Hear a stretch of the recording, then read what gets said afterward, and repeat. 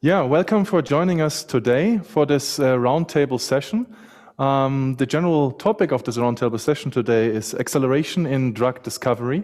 And before we step into it, I would like a small round of introduction of everybody who's here today, maybe short name, title, company, and a sentence to the company or academic background to get it started, and then we dive right into it. Yeah, thanks a lot, Andre. My name is Kaspar Cottier. I'm a CTO and founder of Creoptix. Yeah, so maybe we can continue. Who wants to continue? Thomas, do you want to take on? I can continue. So my name is Thomas Schubert. So I'm CEO of TwoMind. My background is biochemistry, and TwoMind is a provider for biophysical analytical services with a strong focus on drug discovery. And yeah, I'm happy to join. Thanks for asking me. It's a pleasure. Then we continue with Michael. Okay. So I'm Michael Hennig.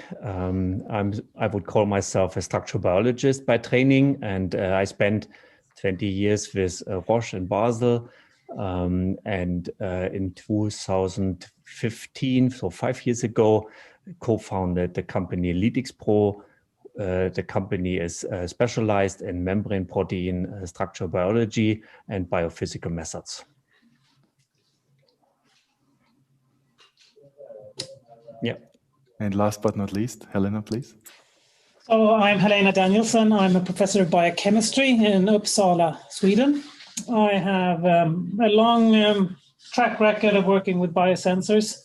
And I also co-founded the company biotech, where we exploited fragment-based discovery and biosensors for various types of research. And I'm always keen to look at new technologies. So I think this has been a fun experience for me as well. Great. Thank you for this great round of introductions. And I think now we step right into it. And I think we can keep the same pace in the round and just go around with the question and start the discussion going. So, I mean, the pandemic has shaken up all our lives, but it also has shaken up life sciences a little bit. So how do you feel has this impacted the work that you do and the business of the company? The pandemic has impacted, obviously, also our business. We see labs are closing. So on one side, certainly it has negative effects, especially if we want to conduct demos, for instance, with our instruments. We feel it, but we found alternative ways with virtual demos, for instance, and doing remote training sessions. But it's not only this effect. I mean, some projects that we received when we measure customer samples, it gives you much more a sense of purpose if you measure. If you measure material that is directly related to this health situation that's affecting everybody. So I think for us there were both sides, and obviously the general situation as we see it everywhere has affected us as well, of course. Maybe I can take over here. Before answering that question, I just wanted to emphasize that I think that this really severe pandemic had, besides all the really negative effects, also a little bit positive side for biotechnology, life sciences, I guess, because obviously now vaccines were coming out of pipelines of biotechs, of life science companies, and give people hope. And I feel that this has a certain, impact. People credit more and see life sciences more pronounced. And that's, I think, something positive about all this really, unfortunate situation with this pandemic. And now coming to the question, I think, at least TwoMind, we were experts for biophysics before the pandemic, and we are after it. So it didn't affect us in our purpose, in our idea of working. I think on a different level. So we see now 2020 that at some stages For example, infectious disease targets are kind of increased. Statistic is low. I don't know if this is a real correlation or not, but maybe there is a trend that those rather, let's say, unpopular targets in infection diseases, bacteria and viruses are coming up. But this is basically affecting us only on a level on which doesn't really direct towards Tubine's idea of working. Yeah, I think the pandemic has changed all our lives, and we have seen a drastic change in private life, but also in the business. We have already at the beginning of the pandemic, and I think January, February last year, created a new project in leadXpro to express and purify the M protein, the so-called membrane protein. So that is our core business, the membrane proteins. And we have then used this membrane protein to give this to a number of companies as well as academic institutes to detect antibodies, to raise antibodies, to create, to select antibodies for further use, and so on and so on. And I think that has been pretty successful because this M protein has, in larger scale at least, not been produced before. So it also, such a pandemic, as you already said, Thomas, creates also new opportunities, new projects. The research goes a bit in the different directions. Yeah. So I can agree with what has been said by the earlier speakers, and I would say that I always look for the good things when something dramatic negatively happens, and to see how is this going to be working to our benefit. And in the case for the wave system, it meant that we could keep testing the wave for a longer period of time, which was terrific for us. That was a critical factor, because during this time, the pulsed kinetics came along, and that was the most important thing that we'd seen with the wave system. So for us, I would say, thanks to COVID-19 and all the hassles around it, I'm sitting here. One other thing that I find is interesting is that we are also doing COVID-19 research. We have been doing drug discovery towards other viral proteins before. So of course we're doing that also now. And I'm seeing that this could perhaps be also an opportunity for us to use this technology, because there are certain parts of our pipeline where I think this would be an advantage to introduce the rapid technology. And finally, the thing that I also want to emphasize is that we see both amongst our researchers and amongst our students that they really understand and appreciate when they can do lab work and do the experimental work. So as I mentioned in my presentation, we haven't been able to do any real lab demos for our students for many months. But for exceptional things, we could bring them into the lab. And we did that for these biosensors. We brought Kaspar in to our teaching as well, and you lectured to our students. And that was also very much appreciated. And it's, in that sense, it was easier to do it because we didn't have to fly you into Sweden. You could sit at home and to do your lecture. But so again, it's strange how the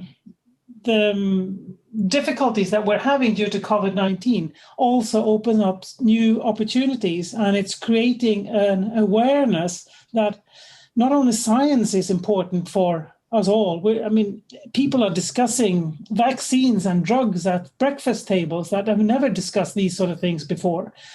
And also we're seeing our students, they're longing to be on campus. Our teachers are longing to be on campus, and they're happy to be allowed to come to work, which I think we didn't expect a year ago, that people be longing to get back to work to the same extent as they're doing now. So something dramatic has happened in our attitudes, which I think is also thanks to COVID-19. which I appreciate.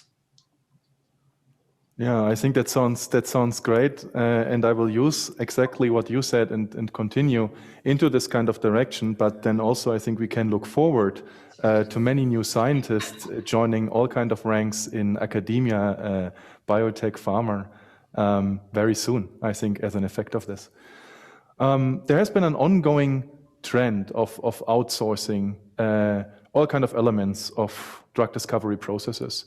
Have you seen a shift of these during the pandemic? Specific areas you want to highlight, new ones that come up in this highlight of outsourcing? Yeah, so I'm also very interested in hearing your comments. Obviously, as a manufacturer, we're less connected to these topics. So I'm really curious to hear about that. We have two CROs, two companies who work as CROs, but also the academic pharma partnerships that we see. I would be very interested to hear about those, how this develops. Yeah. So in my opinion, I mean, roughly 10 years ago when Tuwine was founded, there was already a trend for outsourcing. This is nothing new, I would say, but as Andreas said, so it is accelerating. So if you follow the market reports that are out there, the outsourcing market will increase a lot in future, and it's an emerging market. And at least at Tuwine, for the early drug discovery phases, looking at biophysical approaches, we see a strong need and a growing need for those things. And yeah, I mean, coming to that point, I mean, with those needs, there's also need for new technologies such as the waveRAPID, which perfectly fits to the needs that a lot of people are currently asking. So I fully agree with Helena on the fragment-based approach, and those things are outsourced, basically early drug discovery parts. In our experience, pharmaceutical companies, they focus on their strengths, which is clearly in clinics. Biotechs take over those early identification projects, let's call them, and basically partner up with pharma or sell the hit or a lead to pharma, which then bring them to clinics. So, and of course, since biotechs are commonly also not completely integrated, they also need outsourcing partners. For example, for biophysics, but also others like Michael has just said, membrane protein preparation, or in general starting material production. I think those things are very oftenly outsourced to CROs, and we are happy to be there and help people with their hit ID. Validation characterization, but also hit to lead optimization. And yeah, so I think that's the conclusion is early parts are outsourced, and maybe Michael can comment on what his experience is, and I'm also curious what he is commenting on. Yeah, I think you have already covered quite a number of trends and developments. One interesting effect of the pandemic, of course, is that home office still is pretty easy to do, and then all the paperwork, paper writing, management, organization of projects and whatsoever, the experimental work, the work in the lab, that is more challenging, because here, first, the people, of course, need to be present in the lab. You can, of course, make all the measures for distances and so on. However, the people move in the lab, and sometimes, of course, you bump into each other. So from this point of view, you have more challenges to cover in experimental work. And this is, I think, one of the key drivers of many companies, that they suffer now to keep up with all the work on drug discovery, for example, to do the experiments, the experimental data, to really drive the projects with data. And this is, of course, a gap we can fulfill pretty easily because we are a very experimental-based company, and I think that is true for all the three companies here around with Helena, you, and myself. And of course, then the big pharma is very happy to get good data and to drive the projects, because this will lead to a gap in the discovery pipeline, in the pipeline of the companies, if for a year or even more time, no proper experiments can be done. Yeah. So I think that is a key development in my eyes, and this of course leads to much more work to be done in smaller companies, or also maybe academic institutes. Before we switch over to Helena, if I may ask the both of you, have you seen any specific changes in kind of projects that are outsourced during now the pandemic times? Yeah, I mean, of course, COVID was not a real topic before the pandemic. I mean, we have a lot of projects with different COVID-related targets. This was, of course, not before, because, of course, it was not in focus. This is a very logic consequence of all that. Besides that, I think the number of, as Michael said, people need to keep their projects running, and they need outsourcing partners, and sometimes the requests are different. So people have a running assay, and it just needs somebody that has the lab equipment to do it. So these requests are commonly not as pronounced, at least at Turbine. So we more help in the assay development, and people take over the assay, or we screen, but not the vice versa. So people need to get their projects running, basically. Mm. So we have not seen much change in the portfolio of projects, because the virus has just one M protein or one membrane protein that is of interest, and so we continued more or less from the target space in the traditional targets of membrane proteins, GPCRs, ion channels, and transporters.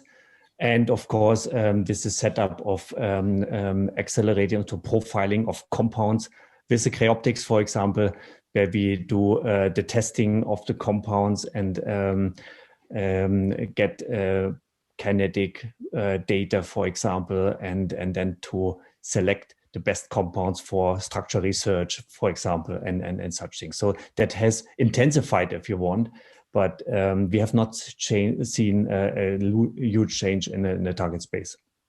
All right. Thank you for that feedback. And now, of course, coming back to the original question to Helena, how and what kind of contact have you been as far as outsourcing projects is concerned, or maybe people approaching you, your lab, or your companies related with projects, and what has changed there during the pandemic?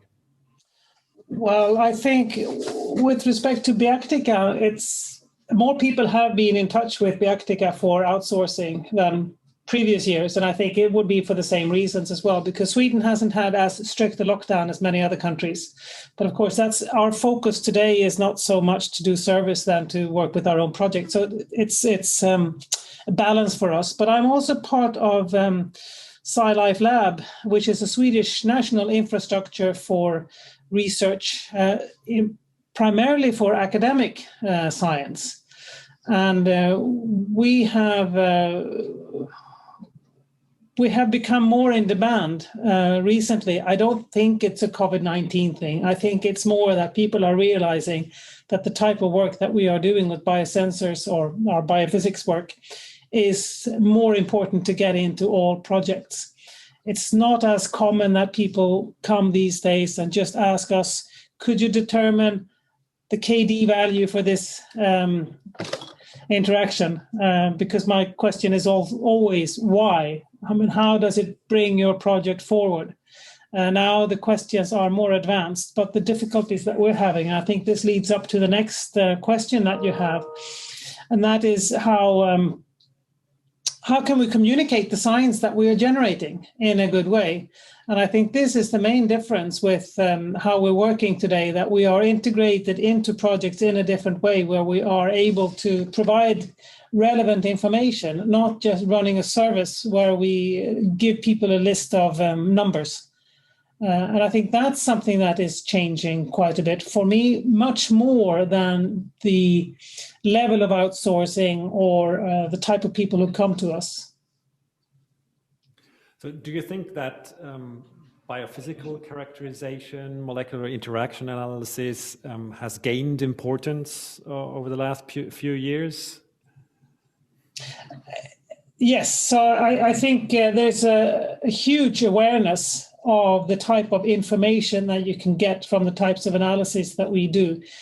When we started out with this and resolved the kinetics of interactions, people were still coming back to me saying, well, the kinetics are probably fine, but could you tell me the affinity? And then I would say, well, you're losing the whole point of determining the kinetics. But they didn't know what to do with the kinetics. They knew what to do with affinities, but not with kinetics. What we have been pushing for quite a few years is more complex interactions, where we can say, well, this is an induced fit, or this is something else. And that confuses a lot of people even more. But of course, this is the way that we're trying to get people to understand their interactions to a greater degree than previously. And I think we should see this from the light of coming from structural biology that Michael represents, that it used to be very much get the structure of the ligand target complex, and then you have all the information that you need.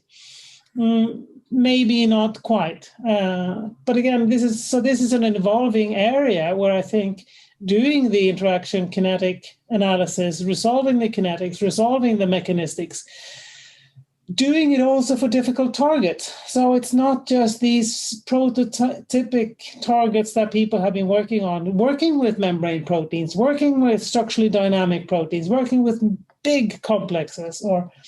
So we can do this to much greater degree than before. So it used to be that when people came to us, they would say, could you do this? I would say, probably too difficult. I'm not sure that you want to pay for this. Now we can say that, yeah, we could probably do it. And they will say, well, we are probably willing to pay for it as well. So the attitude towards what we're doing and the information that we can deliver has changed quite a bit. So this is, again, why I think the wave technology has an advantage, because it's an easy technology to use, and it's quite quick to get the results if we can use the rapid systems now.